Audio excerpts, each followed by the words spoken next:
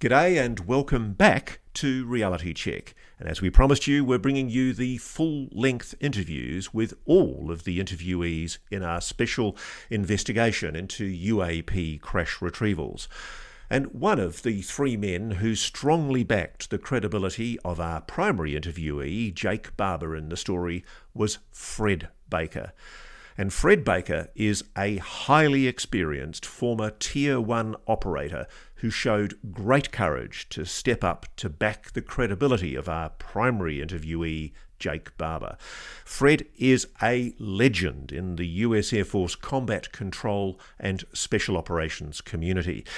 He served with distinction in the US Air Force's 24th Special Tactics Squadron. That's the 24th STS, which is like the US Air Force Special Forces. It's one of the elite Tier 1 units in the US Air Force Special Operations. He retired as a Master Sergeant with 20 years in combat control. Combat controllers are special tactics operators who specialise in air-ground communication, including air traffic control, fire support, and command control and communications, including in covert operations.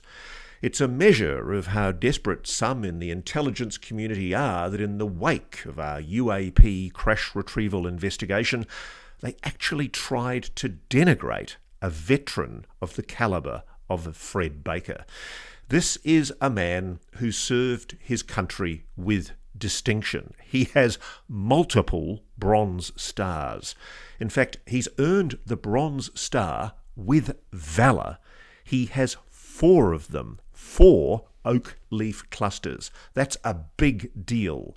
He's earned multiple other commendations and awards, including a Navy Presidential Unit citation with 1 oak leaf cluster. And it's a measure of just how desperate and frantic the legacy program cover-up is right now that the bad apples in defence and intelligence are calling upon their shills in social media to attack a legend like Fred. It will backfire because the Tier 1 community is angry at how their comrades are being treated for telling the truth. Here's Fred Baker's story of his work with Jake Barber. Fred, can you tell me, within the constraints of what you're allowed to tell me, what's the story of your service? I joined in 2000 in the United States Air Force. It went into the combat control pipeline and spent, the majority of my, or actually the entirety of my career in special warfare.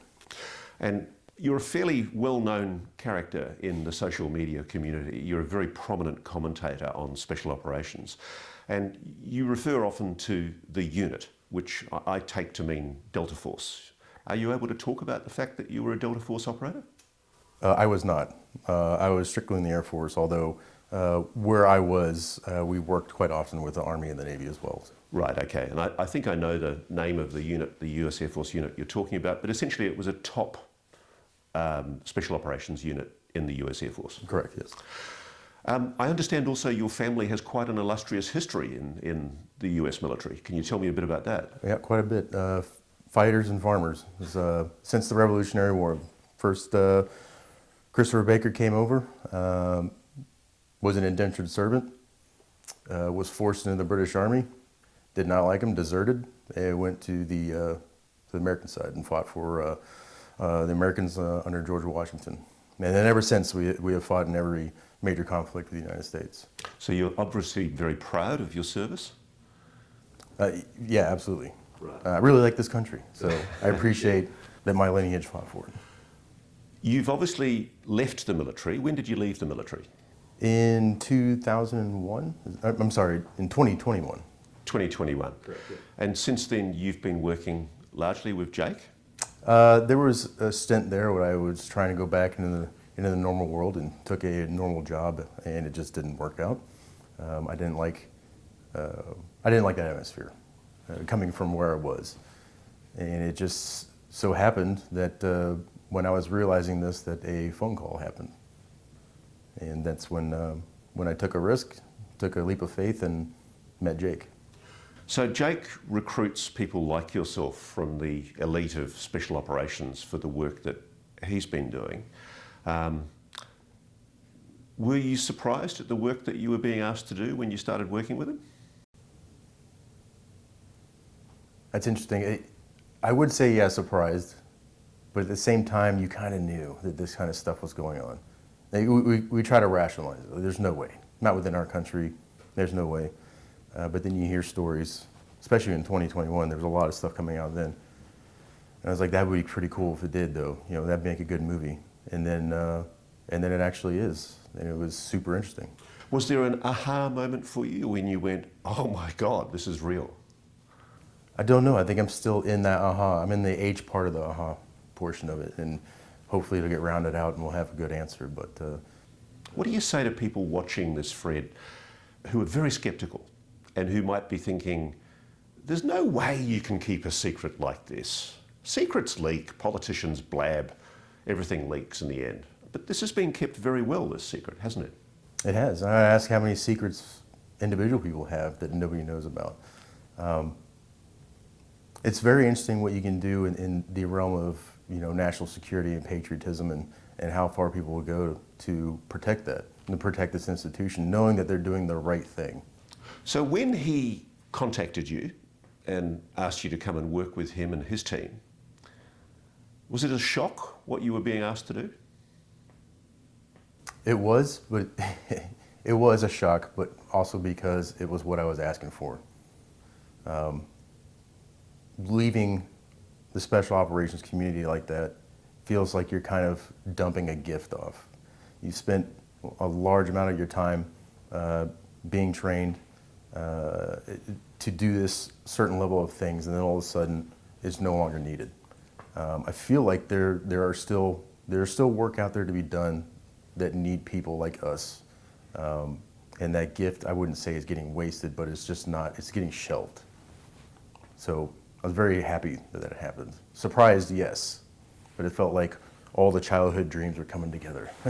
What do you say to people who might be saying, watching this, there is no way this can be kept secret. This can't possibly be true because it's just so crazy.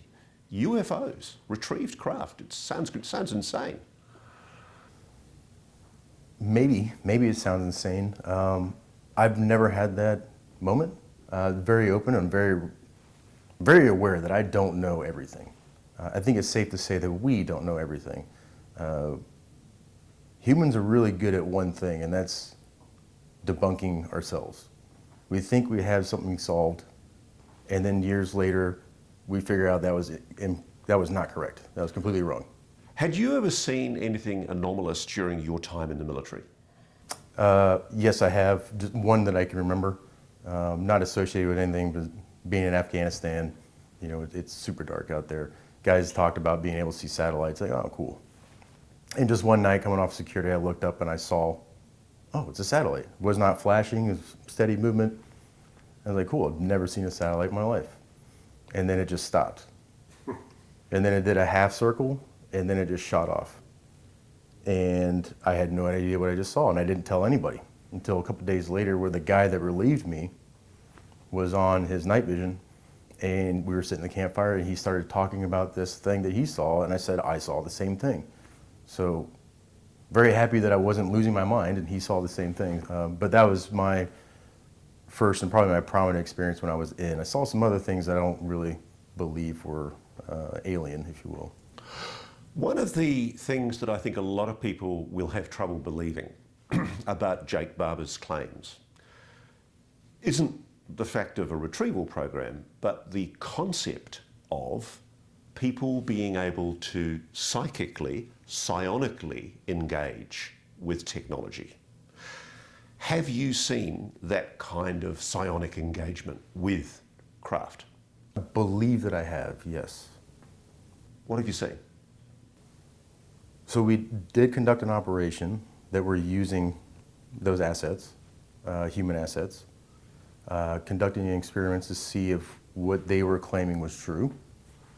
And we were able to get pretty close to a 90% solution that this can be done. Just too many coincidences. What would you say to the debunkers who would say, you're clearly letting your eyes play tricks with you? Come on out. Come on out, we'll show you. I mean, I am dead serious. I'm not. I am a very open individual. I like that I don't know everything. I like learning new things all the time. With my job, I'm very, very intimate with all of our aircraft that exist that we know of. This was nothing in comparison. And on top of that, I got an extra little bonus of something that I didn't actually see, but it recorded. It was very exciting. I actually suspect a lot of people are ready for the idea that there is a non-human intelligence. Let me ask you that question. Seeing what you've seen, do you believe or do you know that there is a non-human intelligence engaging with this planet?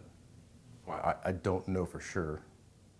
I think it's healthy to have a bit of skepticism there to not lead you down this, fairy tale path, if you will, if there is such a thing. But there's absolutely something going on that we're unaware of. And when you do interact with these things, they play with you, or they do a showcase, an air show, or whatever. They are interacting with us. So let's go through the other objects that you've seen. Have you seen triangles? Yes. What have you seen? So I was working with a friend of ours now, an asset, psionic asset, and he asked me to come out. I've never done anything like this before. He met me. And so this is outside of work? It's not a military-related thing? No. We were both out of the military at the time. This is shortly after I met Jake, and he recognized me from Instagram at this other thing, and he's like, "Hey, come on out if you want to see this." I'm like, "Okay." Of course, I had to convince the wife that hey, I'm going to go do this weird thing, all night. I won't be home. That was the hardest part. And then so I went out there, and he's walking me through how to be able to summon them. And again, going through that, it sounds okay. This is getting kind of weird, but at the same time, I'm very open. Let's try it, whatever. And he's explaining how to do this, and I'm like, yeah, I'm gonna mess this up. There's no way. Very, very positive emotions, very loving emotions. So you're projecting love to whatever the... That's the way he explains it, correct? Yeah, or that's his method of how he does it. I mean, forgive me if I indulge this a little bit, but I mean, you're a special operations soldier by training. Special operations soldiers don't generally talk about projecting love. It's quite cool. Yeah. It was very. Again, I thought I was going to mess this up. I thought I was going to fail the whole thing. I haven't tapped in that side of me for a very long time. So I thought for sure, this is just going to be a waste of time. But yeah, that's what he asked, and it's like, all right, well, I'll try it. I'll try it, and very glad I did. It was. He also mentions that it's very different for everyone, obviously, but they give you what they think you need. So I was a very impatient person. I can be patient when the mission dictates it or whatever, but for the most part, I'm just really like, let's do this. And all night, it would just keep me waiting, and then something would show up, and then it would pique my interest. What was that? And then hours go by again, and then something would pop up. Like, what is that? And it kept doing that all night until the very end, when this triangle showed up. And that was only part of it. That was definitely the grand show, but... What did you see? So I had just witnessed something that was unbelievable to me. And I turned to talk to my friend. I was like, that was unreal. What did you see? What was it? So the beginning of the show, if you will, this thing popped up way out in the atmosphere, and it started to fall. And it felt like if you'd imagine putting a really small pebble in the water, and it just kind of flutters down. That's what it was doing, just fluttering down. And as it got closer and closer, it get brighter and brighter. And when it hit the very bottom of its movement, it was the brightest thing out there. Just imagine brighter than any star you've seen out there, just lit up. It did that for, a millisecond, and then it dimmed back down, and it did the same movement all the way back out into the atmosphere. So clearly operating under some kind of intelligent control. Right. It did that 3 times. And that is pretty incredible. My jaw was on the ground. And the whole, I'm saying this out loud now to all of us, like, how do you fake this? Because I couldn't believe it. I was like, how do you fake that? There's no UAV or anything that does it. There's no light array. how do you, the whole time I'm just saying out loud, how do you fake this? How do you fake this? I couldn't believe it. And that's when I turned around to him. I was like, I don't understand. Like, how do you, and he's like, I told you, bro, this is what it is. And then he's talking to me, and then he stops. He said, oh my God, it's the mothership. He said he's only seen it 2 other times. And I turned around, and that's when this massive triangle was in the sky. And please don't ask me to figure out how big it was or how far away it was. It was just, it was huge. Like hundreds of feet? For sure, probably more. It was football field size? Bigger. Multiple football fields? For sure. Wow. How far away? I couldn't tell you. I had already been shocked and awed with this one little thing, and then now they presented this massive thing with other little things going on as well. Like what? So the triangle itself, it was moving west to east, very slowly. The lead point of the triangle was very bright, with the 2 ends dimmer. So there are lights? Correct. There are lights on each of the points. Do they glow? No, they remain the same brightness the whole Color? time. They were white, with a little hint of orange in there, but mostly white. Is there a light in the middle? Sometimes on the triangles a light in the middle. No, there was nothing in the middle. Noise? No noise. It had little minions, if you will, flying all around it. Orbs? Yep, orbs. It would have been the same orbs that we see all night that just kind of float around the sky. Sometimes they pulse, sometimes they just remain the same and move. Same ones, but now they're spiraling around this thing. So, really interested to ask, did you at that moment, obviously, I think I would have had a feeling of awe, but did you have a sense of some kind of psychological contact, psychic contact with the object? I mean, I don't know, because I was so paralyzed with what I was seeing. I just could not, again, saying out loud, how do you fake this? I could not comprehend what I was seeing. It was a solid object? Yes. Okay, let's think of the skeptical debunker arguments. Could it have been some kind of temperature inversion in the air? Was it a cold night? It was a cold night. Yeah, it was. So was it a clear night? It was absolutely clear, yes. So is it possible that what you were seeing was some kind of optical illusion? If it was, we were sharing it. There were 2 of us that shared that optical illusion. Your colleague, the psionic assist, had told you that it was coming. Yes. Throughout the night, he said, this is a good sign. Everything that we saw, like, this is a good sign. It's going to be a big night.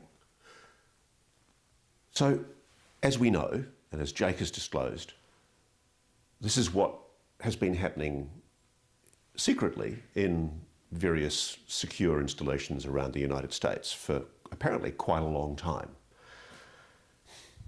I find it sad that the knowledge of this has been kept from humanity. It's beautiful. I mean, I don't want to sound like a hippie or something, but it's fantastic, the idea that it's possible to psychically connect with an intelligent entity of some kind. Correct, and I think it's going to lead, maybe even potentially, we haven't talked about it, but maybe it leads us back to the way we were when we were in touch with ourselves. Well, let's talk about that. I mean, do you think, I think for Jake, if I can speak for him, it's clearly been quite spiritual.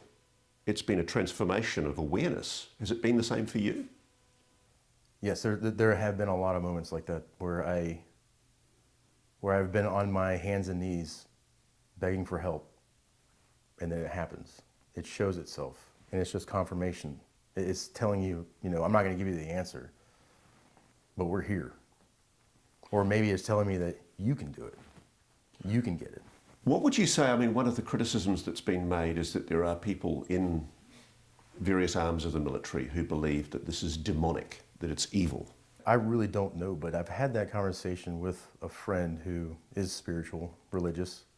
I was speaking to them about, I'm sure we'll get to it later, but things that I was seeing in my sleep or having visions or whatever it is. And they were telling me that those are demons. You got to stop. You got to stop. Because I'm telling them I don't know what to do with this. And like, you have to stop that. Now, with me personally, I'm having this battle of, are they malevolent? Are they benevolent? I don't know. Or are they indifferent? I couldn't tell you, but there is definitely a positive sense there for the most part with them. When you interact, when you get that interaction, you get that verification, there's not a sense of dread. It's very much this is the answer for us. Which begs the question, is there something that you think perhaps humanity has lost in our technological civilization that means that it's been hard for us to learn how to connect in that way? Absolutely. I mean, we have things to communicate with each other, as basic as written language all the way to technology now where I can send a photo across the universe. For lack of a better term, it makes us lazy. We don't exercise that specific muscle for long enough, it becomes useless. If we don't use our consciousness and our mind in that capacity for God knows how long, who's to say that we've lost those skills, but they could still be there. What do you think about the fact that this is being kept so secret? I mean, it would make life a lot easier. We wouldn't be very dependent on much when it comes to what we are now. But is it a good thing that the public doesn't know about this? I think people have a right to know that we're not alone. Yeah, I think they have a right to know, then they have the option. They can choose to venture on that or just completely ignore it or whatever, but it's still our choice. Like, we should have the option of whether I want to pursue this or not. So let's go to one of the stories that Jake's told us. Jake Barber has told us how he was advised that there were high-value targets, Panasonic tough books containing highly sensitive information which had been stolen from the program. There was an order out to recover them at all costs. Were you involved in part of that operation? I was, yes. What were you involved in? What was the part of the operation that you were involved in? More specifically, more specifically to what you just said, to recover those assets. So there was an operation where very high up in the Sierras, 2 hard drives were recovered. Were you part of that recovery operation where one was found in the bottom of a lake? No, I did recover 2 assets, but a different location, yeah. Right. But obviously, without going into detail, and Jake doesn't want us to go into the detail of what ensued, but it was a dangerous operation. There was concern, wasn't there, that perhaps you guys had been compromised in some way? Yeah, there were things adding up that did not make sense. Were you worried? Not as much as Jake was, but that's due to ignorance. Once I saw that he was concerned, then yes, absolutely. It's always a very difficult thing for any whistleblower to come forward to speak about things that are highly sensitive. But can I ask you this? Do you think Jake Barber is a patriot? Oh yeah, absolutely. Do you think he loves his country? For sure. And do you think his motives are pure for why he's speaking publicly? Yes, absolutely. There's a thing I know a lot of special operators talk about, that there are certain types of men who you would want watching your back in a tight spot. Is he one of those guys? Absolutely. Trustworthiness is one of the top things that we're looking for. In fact, we would take a mediocre performer with high level of trust over individual who has no trust but is a top performer. He's a credible person, authentic. Correct, yes. So a decision was made by Jake that he wanted to go to, and we're not naming the private aerospace company involved, but he wanted to go to the private aerospace company's director of security, for whom this operation had been done to recover these Panasonic tough books. Were you part of that operation where the meeting took place? I was, yeah. What was your role? My role was to locate the individual, to confirm his location, to confirm their location, and build up a package for us to pursue them and eventually meet them. So you can verify, basically, and that's all we're trying to do here, you can verify that that meeting took place. Correct. Are you satisfied that there is still an open question about who was responsible for what happened. Let's call it a dangerous incident. I believe there. I don't know if we'll ever get that answer. So yes, it's still open. Yeah, I mean, it's legitimate though to be concerned that the safety of Jake and his team was in question as a result of what had happened. Yeah, it's pretty unsettling that it can get that far, that someone can ask you to do something just for the mere fact of setting you up for something else. So you feel you guys were set up as well? It seems to look like that way. There is, again, a lot of coincidences. Do you think it's possible somebody wanted you guys dead because you knew too much? I don't know that. I can't confirm that, no. So you were also part of an operation where, as Jake has described it, the question was, has a whistleblower that's got these tough books gone to the disclosure advocate on UAPs, Dr. Stephen Greer? What was your role in that operation? Just merely transferring information to and from. Right, so you met Dr. Greer and conveyed information to him? I did, yes. Right. And can you tell me what happened on your return from that exchange of information? Yeah, so it was interesting. So this is a simple drop off, here you go, nice to meet you, and be on our way. But he actually took an interest in me.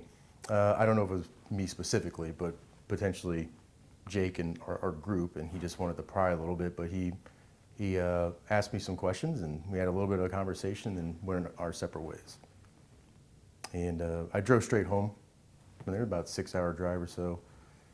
And when I got home, everyone's in bed, and obviously I'm tired, but I was not exhausted. I had enough energy left to get something to eat real quick, get a shower, get to bed.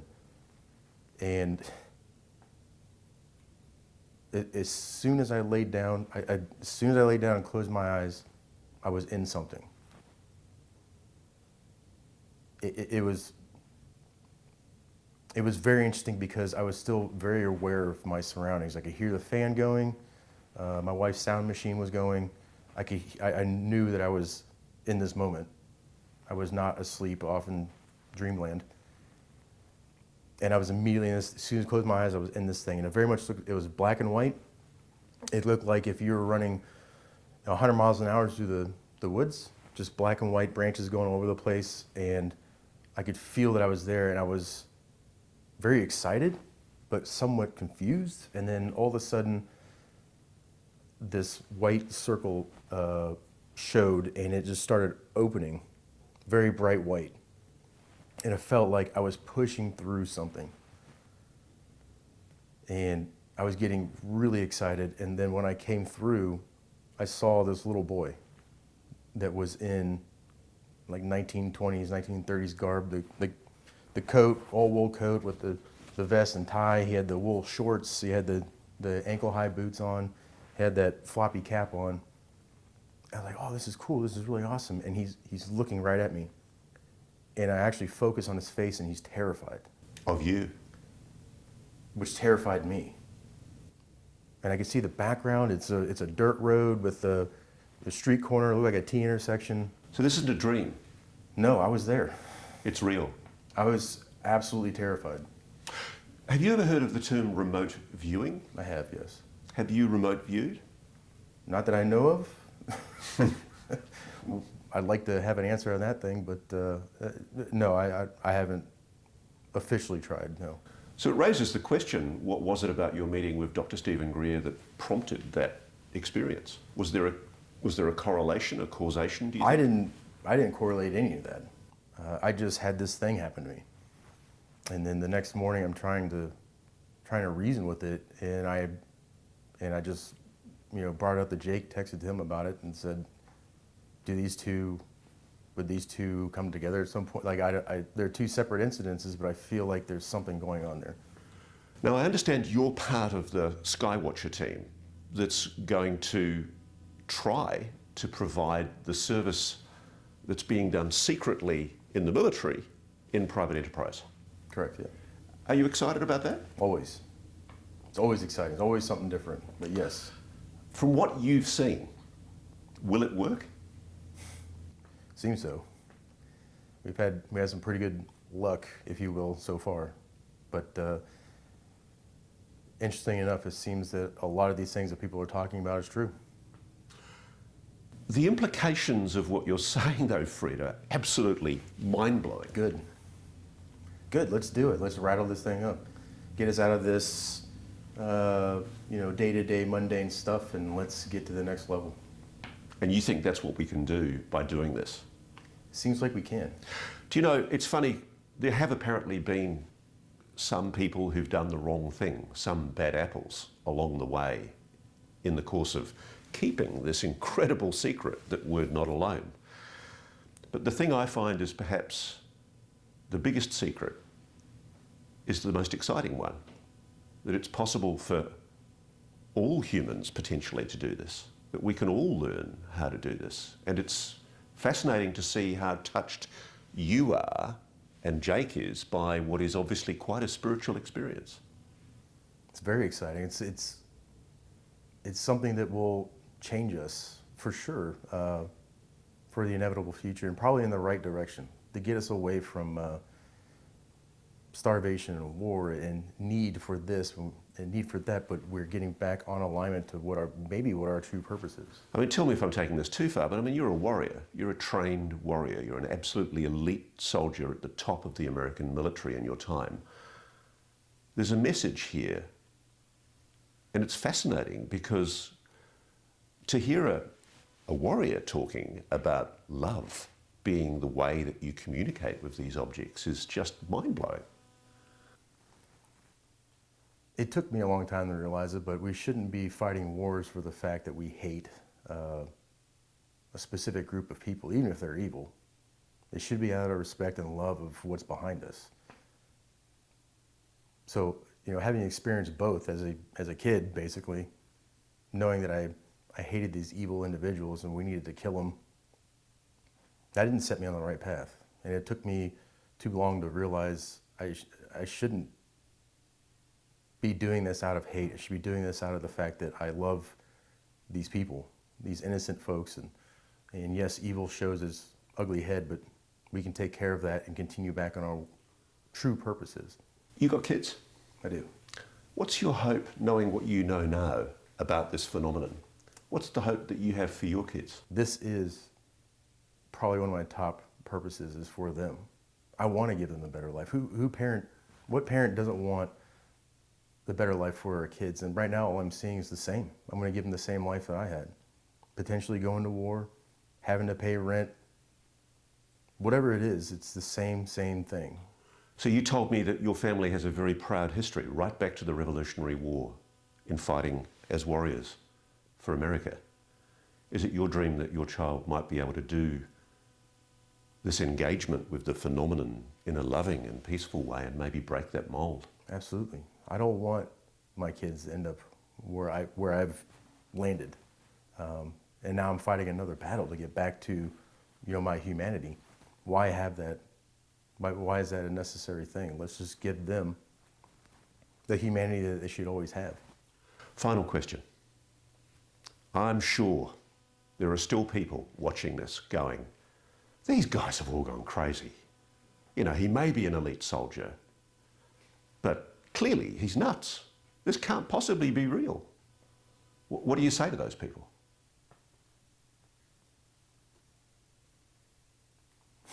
I have to think about that one.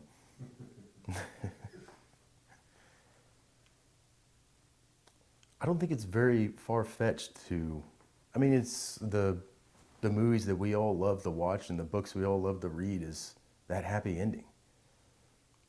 Where everyone is coming together, where everyone realizes that love is the way, and most of our religions are based on that, and finding our center and finding a better world for us. Why is that crazy to think about? So there really can be a happy ending. Absolutely, and there should be. We deserve that.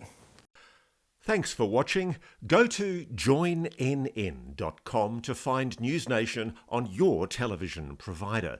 And please don't forget to click that red subscribe button to ensure you get more of NewsNation's unbiased and fact-driven news coverage.